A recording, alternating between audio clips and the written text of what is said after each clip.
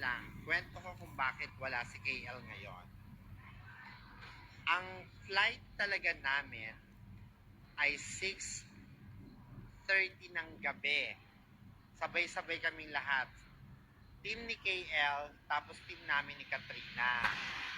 So okay, 6:30 kaming lahat. Kaya lang 'di ba magkaiba kasi kami ng booking dates.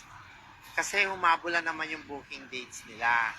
So balik kami, yung team namin, bigla kaming naurong ng flight. Bigla kaming na-adjust ng flight.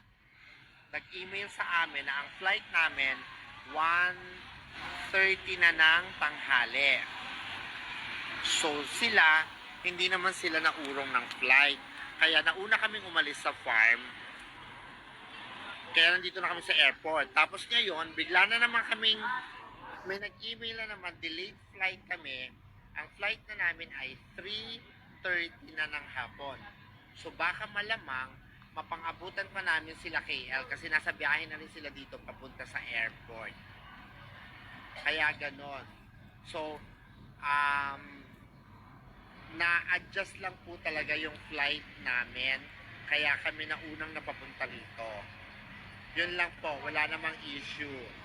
Tapos, kagabi nag-ikot kami sa town, nag-bar happy kami. Ang saya-saya lang po. Yes.